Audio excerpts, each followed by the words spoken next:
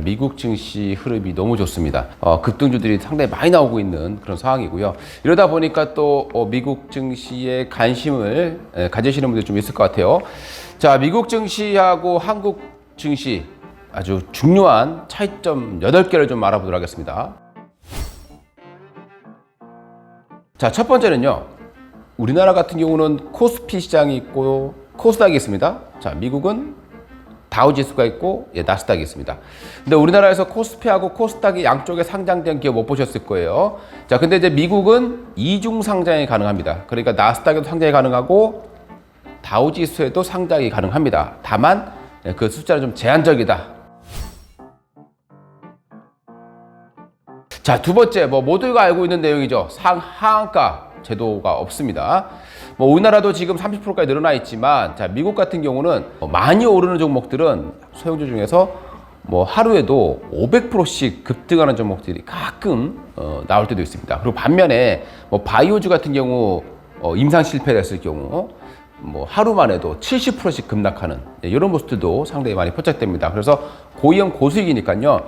너무 위험한 종목들은 미국에서는 하지 않는 게 좋을 것 같다라고 보시면 될 것 같습니다.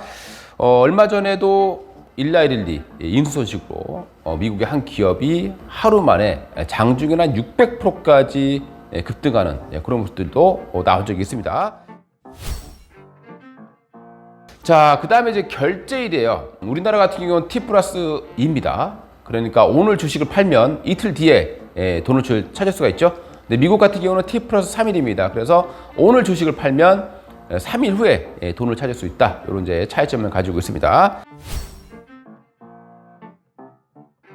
자, 바로 네 번째입니다. 상승과 하락 종목의 색이 달라요.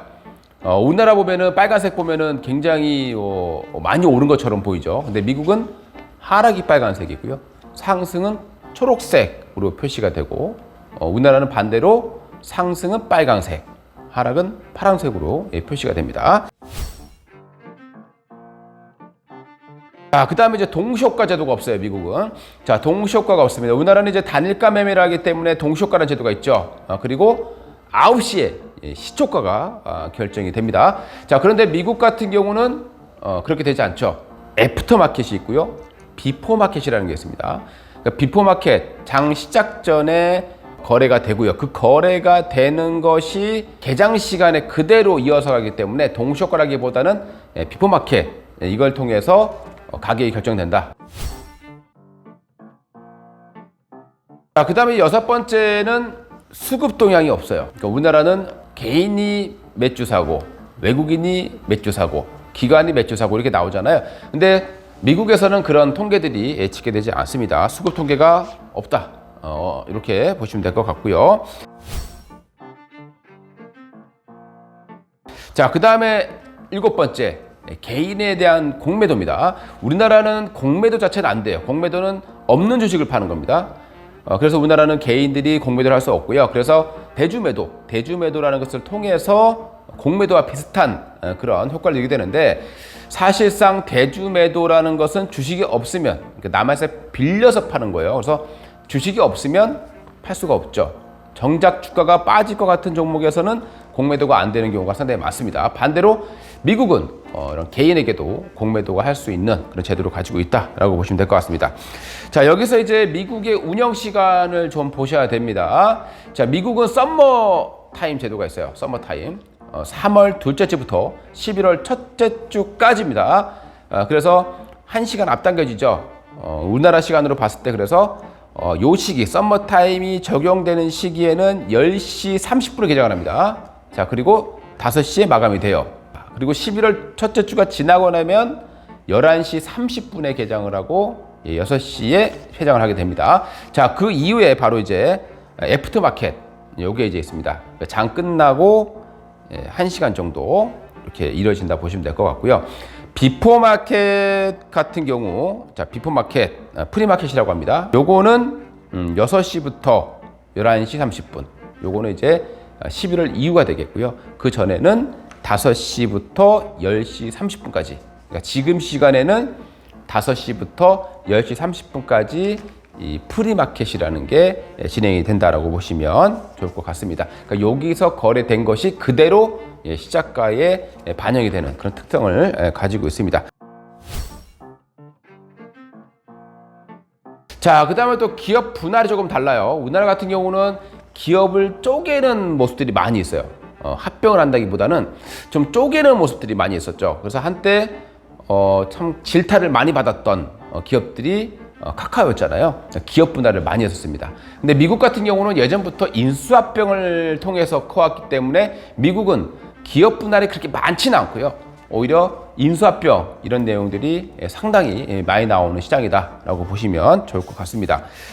자, 그 다음에 이제 주주 친화적인 부분에서 보신다라면 우리나라 같은 경우는 최대 주주가 곧 대표, 그러니까 최대 주주가 경영을 하는 기업들이 많습니다. 그런데 미국 같은 경우에는 대부분 업체들이 투자회사들이에요. 최대 주주가. 그렇기 때문에 최대 주주는 지분만 가지고 있고 대표는 말 그대로 계속 바뀔 수 있는 전문 경영인이 투입이 됩니다. 그렇기 때문에 이 전문 경영인이 하는 동안에는 자기가 살기 위해서는 최대한 주주에게 더 많이 벌어줘야 되고 더 많은 배당도 줘야 되고 이런 의무를 가지고 있습니다. 그래서 미국 같은 경우가 조금 더 높은 평가를 받고 있고 우리나라는 바로 이런 경영권 문제 이런 부분 때문에 코리아 디스카운트 이렇게 얘기를 많이 하게 됩니다. 자, 그 다음 이제 액면가입니다. 자, 미국은 액면가가 없습니다. 우리나라는 액면가 제도가 있고요. 그러다 보니까 우리나라에서는 액면 분할 이런 말을 쓰게 되고요. 미국 같은 경우는 액면 분할이 아니라 그냥 주식을 쪼개는 최근에 뭐 테슬라라든가 엔비디아라든가 이런 기업들이 바로 주식 분할을 했었다라고 보시면 좋을 것 같습니다.